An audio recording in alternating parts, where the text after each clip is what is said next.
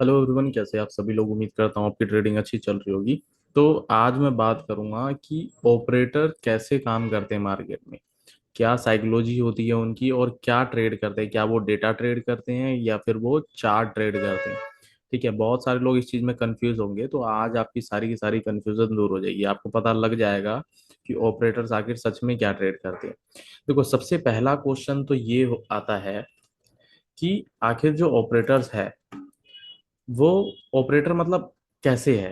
क्या वो पैसे से है, जैसे मान लो कि कोई ऑपरेटर है, उसके पास क्या 1,000 करोड़ रुपए होना चाहिए, या फिर 2,000 करोड़ होना चाहिए, या फिर 100 करोड़ होना चाहिए। मतलब कितना पैसा होना चाहिए कि हमारा नाम ऑपरेटर में दर्ज हो जाए कि हाँ भाई ये ऑपरेटर है। तो ऐसा कुछ नहीं है। आपके पास इतना पैसा होना जरूरी नहीं है, या फिर पैसा है भी तो बता दूं आपको, 1 मिनट। अगर आपके पास पैसा है भी तो कितना होना चाहिए, ये मैटर करता है। 1 मिनट।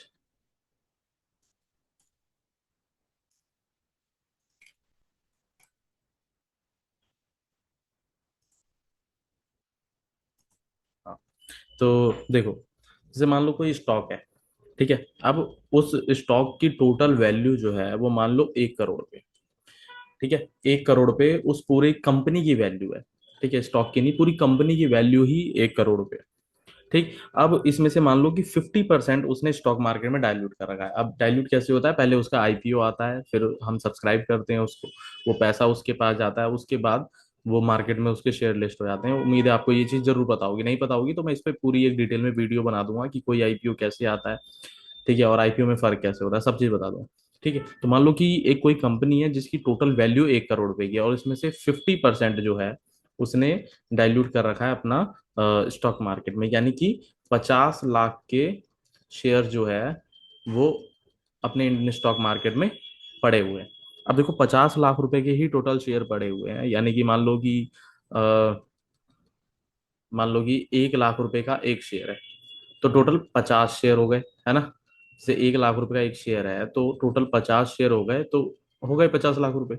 ठीक। अब मान लो कि इसमें से आप 25 शेयर खरीद लेते हो। ठीक है, अगर 25 शेयर खरीद रहे हो आप, तो यानी कि आप ये जो टोटल शेयर लिस्ट है उसका आप 25% आप खरीद रहे हो। तो अगर 25% की बाइंग आई तो क्या इसे ऑपरेट करना कहेंगे? बिल्कुल ऑपरेट करना कहेंगे। अगर 25% किसी स्टॉक में बाइंग आ गई तो वो स्टॉक बढ़ेगा, जाहिर सी बात है। अगर मान लो ऐसी कि आपने पूरा 50% बाई किया, ठीक है, तो आपके पैसे कितने लगे? 25 लाख रुपए। ठीक है, 25 लाख रुपए में आपने 50% बाय कर लिया उस कंपनी का। ठीक है, तो अब आप ऑपरेटर नहीं हुए क्या? बिल्कुल आप ऑपरेटर हुए, क्योंकि आपने उसे ऑपरेट कर दिया। तो डिपेंड इस पे करता है कि कोई कंपनी कितनी छोटी है और कितनी बड़ी है, और क्या उस उतना पैसा आपकी जेब में पड़ा है कि आपके खरीदने से या बेचने से उस शेयर में फर्क पड़े। बहुत सारे शेयर आपको मिल जाएंगे अपने स्टॉक मार्केट में जिसकी टोटल मतलब वैल्यू ही 5 करोड़ है, 6 करोड़ है, 10 करोड़ है, 50 करोड़, 200 करोड़ है। आपको मिल जाएंगे, तो आपकी जेब में कितना पड़ा है डिपेंड इस पे करता है। ठीक है, तो अब बात करते हैं कि ऑपरेटर्स जो है वो क्या स्ट्रेटेजी यूज करते हैं, आखिर उन्हें कैसे पता लगता है। देखो, सिंपल सी बात है, अगर कोई स्टॉक मार्केट में पैसा गवा रहा है तो ही कोई कमा रहा है, और कोई कमा रहा है तो उसकी वजह से ही कोई गवा रहा है। ठीक है, सिंपल सी इतनी बात है, यानी कि कोई खरीद रहा है तो बेच रहा है, और बेच रहा है कोई खरीद रहा है। डिमांड डिमांड एंड सप्लाई सबको पता है। ठीक है, तो कमा कौन रहा है? अगर आप नोटिस करोगे तो आपको पता लगेगा कि ज्यादातर लोग तो गवा रहे हैं, तो कमा कौन रहा है? कमा वो रहा है जिसके पास पैसा बहुत सारा है। अब वो कमा कैसे रहा है, इस पे बात कर लेते हैं। कि मान लो, देखो, चलो देखो, सबसे पहले मुझे हैक करना पड़ेगा सामने वाले की साइकोलॉजी को, जिसका पैसा मुझे जेब से निकलवाना है। ठीक है, इतनी सिंपल सी बात है। अगर मान लो कोई सामने बंदा मेरे बैठा हुआ है, ठीक है, और मुझे पता है कि जब ये लॉस करेगा तब मेरा प्रॉफिट होगा, या अगर मेरा लॉस होगा तब इसका प्रॉफिट होगा, तो मैं क्या करूंगा? मैं सारे के सारे जाल बिछाने की कोशिश करूंगा। मैं पता करने की कोशिश करूंगा कि ये क्या करने वाला है। देखो, जैसे कि एक एग्जांपल के थ्रू समझे, कि मान लो कोई लड़ाई हो रही है, मान लो कि कोई वॉर चल रही है। ठीक है, अब आपको ठेका दिया गया है इस चीज का कि आपको जिम्मेदारी दी गई है कि आपको ये वॉर जीतनी है। तो आप क्या करोगे? ठीक है, आप हथियार जोड़ोगे, हाथी घोड़े इकट्ठे करोगे, परमाणु बम इकट्ठे करोगे, क्या करोगे? अगर मैं आपकी जगह हूँ तो मैं क्या करूंगा, मैं सबसे पहले सामने वाले जिससे लड़ना है मुझे, मैं उसकी पावर जानने की कोशिश करूंगा कि इसके पास पावर कितनी है, ये कैसी कैसी चाल चल सकता है और कहाँ कहाँ पर ये हमें मात दे सकता है। तो यही चीज ऑपरेटर भी करते हैं। हम लोग क्या करते हैं, इन्हें पता है कि हम क्या करते हैं। देखो रिटेलर जो है वो क्या करेगा, वो जाके ऑप्शन चेन देखेगा। ठीक है, ऑप्शन चेन देखेगा कि हाँ भाई ऑप्शन चेन पे आखिर क्या हो रहा है पता करो। कॉल कॉल पुट का रेशो पता करो क्या है, सी पी उधर वो देखो कि कहाँ पर ज्यादा सेलर है। अगर मान लो कि सी में ज्यादा सेलर्स एक्टिव है, मतलब कॉल ज्यादा बेची गई है, तो जाहिर सी बात है कि मार्केट नीचे गिरेगी। अगर पुट ज्यादा बेची गई है तो जाहिर सी बात है कि मार्केट ऊपर जाएगी। आप एक बात बताओ, जिसके पास 1,000 करोड़ रुपए है, उसे इतना भी नहीं पता है कि मेरा डेटा ट्रैक किया जा रहा है। यानी जैसे कि आपके पास डेली सुबह न्यूज आती है कि FII ने आज 200 करोड़ रुपए की बिकवाली की है। ठीक है, डीआईआई ने आज 500 करोड़ की खरीद की है। तो एक बात बताओ, इन्हें इतना भी नहीं पता लगता कि हमें लोग देख रहे हैं। और ये तो सारे ही जितने फाइनेंस के चैनल्स है, ऐप है, जितने भी यूट्यूब पे है, सोशल मीडिया, किसी कहीं भी, इन सब पे न्यूज़ चल रही होती है कि FII ने आज इतना खरीदा, डीआईआई ने आज इतना बेचा।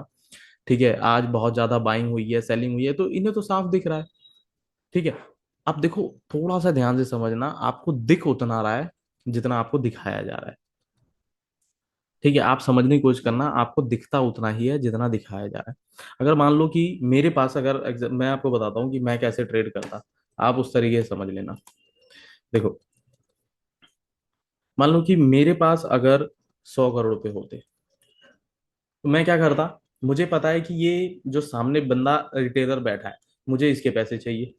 ठीक है, तो मैं क्या करूंगा यहाँ पर, मैं सबसे पहले ये चेक करूंगा कि रिटेलर कहाँ कहाँ जाके क्या क्या करेगा। तो मुझे पता लगेगा कि रिटेलर जो बैठा है ये देखता है, ऑप्शन चेन देखता है। ठीक है, सबसे ज्यादा ऑप्शन चेन देखता है। दूसरा क्या करता है, ये चार्ट पे अगर देखना है तो ये क्या करता है, सपोर्ट और रेजिस्टेंस देखता है। ठीक है, सपोर्ट और रेजिस्टेंस देखता है। ठीक, और क्या क्या करता है, और ये ब्रेकआउट ब्रेकडाउन वगैरह देखता है बहुत। ब्रेकआउट ज्यादा देखता है, ब्रेकआउट कहाँ पर आ रहा है, ब्रेकडाउन कहाँ पर आ रहा है, ये सारी चीजें देखता है। ठीक है, अब देखो मैं कैसे किस कंडीशन में बात कर रहा हूँ, ये इस पे बात कर रहा हूँ मैं, कि अगर मेरे पास इतना पैसा पड़ा है तो मैं क्या क्या मतलब देखूंगा कि सामने वाला क्या क्या कर रहा है, मैं ये इस चीज पे पूरा ध्यान दूंगा। ठीक है, तो मुझे पता लग गया कि ये ऑप्शन चेन देखेगा बहुत ज्यादा। ठीक है, ऑप्शन चेन देखेगा, ब्रेकआउट ब्रेकडाउन देखेगा, सपोर्ट रेजिस्टेंस देखेगा, ये सारी चीज देखेगा। तो आप एक बात बताओ, अब मुझे अगर पता है कि सपोर्ट पे ये बाय करेगा, ठीक है, तो मेरा कैसे पैसा बनेगा। मैं तो सेल करूंगा। अगर मैं सेल करूंगा तो ये बाय करेगा ना, तो मेरा पैसा इसमें कैसे बनेगा, मेरा तो लॉस हो जाएगा। तो मैं क्या करता हूँ, एक काम करता हूँ, सबसे पहले स्टार्ट करते हैं ऑप्शन चेन से। ठीक है, मान लो मेरे पास 100 करोड़ रुपए है। ठीक है, 100 करोड़ रुपए है।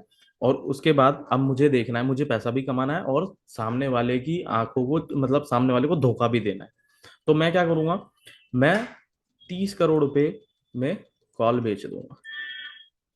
ठीक है, 30 करोड़ रुपए में मैं कॉल बेच दूंगा। अब कॉल बेचूंगा तो मार्केट गिरेगी। और करूंगा क्या, कहाँ पर, ये मैं मान लो कि ये रेजिस्टेंस है, मार्केट धीरे धीरे करके यहाँ जा रही है ऐसे।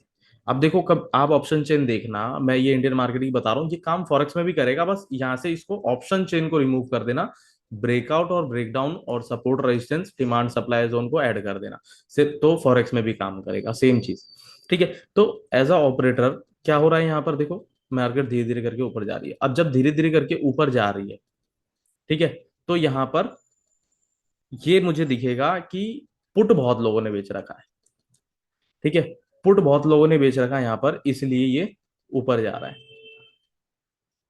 ठीक है, पुट सेल कर रखा है इसलिए ये ऊपर जा रहा है।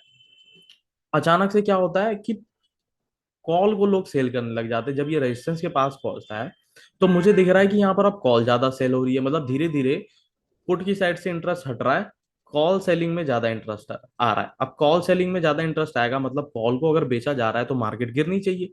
हो क्या रहा है यहाँ पर, मेरे पास मैं 30 करोड़ रुपए की ये कॉल बेच रहा हूँ। ठीक है, पहले मैंने पुट बेची थी, तभी ये धीरे धीरे करके बढ़ा। फिर अब मैंने क्या किया, अब मैंने कॉल बेच दिया। अब कॉल बेच दिया तो ये मार्केट नीचे आने लग गई धीरे धीरे करके। ठीक, थोड़ा सा नीचे आया, मान लो ज्यादा नहीं, थोड़ा नीचे आया। अब उसके बाद होता क्या है कि जैसे ही रिटेलर आता है वो ऑप्शन चेन पकड़ेगा, सबसे पहले ऑप्शन चेन पे जाएगा। वो कहेगा अरे अभी एकदम पहले पुट का वो बढ़ रहा था तो मार्केट बढ़ रही थी, अब अचानक से कॉल का बढ़ रहा है। ठीक है, कॉल सेलिंग ज्यादा हो रही है, यानी कि अब मार्केट गिरेगी, फटाफट यहाँ पर सेल करने लग जाओ, फटाफट यहाँ पर पुट बाय करो या फिर सेल करने लग जाओ। अब मुझे देखो डायरेक्टली क्या चाहिए था, इनका स्टॉप लॉस चाहिए था, इनका पैसा चाहिए था। अब यहाँ पर हो चुकी है सेलिंग, यहाँ पर पुट बाय किया है लोगों ने और कॉल सेल किया है। मैंने भी यहाँ पर क्या किया है, कॉल सेल किया है, लेकिन कितने आ गया है, सिर्फ 30 करोड़ का। स्टिल मेरे पास 70 करोड़ रुपए बचे हैं। मैं क्या करूंगा यहाँ पर, अब 70 करोड़ की सीधा मैं पुट सेल करूंगा या फिर मैं कॉल बाय करूंगा। उसके बाद धीरे धीरे करके मार्केट ऊपर ब्रेकआउट आया। ठीक है, ऐसे करके ब्रेकआउट आया यहाँ पर, जितने लोगों ने सेल किया था सबका स्टॉप लॉस खत्म और मार्केट ऊपर, यहाँ पर मेरा प्रॉफिट। ये होती है ऑपरेटर्स की स्ट्रेटेजी। अब इसको सेम सपोर्ट और रेजिस्टेंस पे कर लो। ठीक है, मान लो कि ये एक रेजिस्टेंस है, नीचे एक सपोर्ट है। अगर मैं यहाँ पर पुट बेच रहा हूँ या फिर यहाँ पर मैंने बाइंग साइड में पोजीशन बनाई, ठीक है, तो मार्केट धीरे धीरे करके ऊपर जाएगी, मुझे पता है यहाँ पर, क्योंकि मेरे पास पैसा ज्यादा पड़ा है। एज अ ऑपरेटर मैं बात कर रहा हूँ कि मुझे पता है अगर मैंने यहाँ पर पुट बेचा, मैं इंडियन मार्केट भी लेके चल रहा हूँ और फॉरेक्स भी लेके चल रहा हूँ, आप अपने अपने हिसाब से समझ ले। तो मान लो कि यहाँ पर मैंने बाय किया कुछ, तो मुझे पता है कि यहाँ से धीरे धीरे करके ऊपर जाएगी।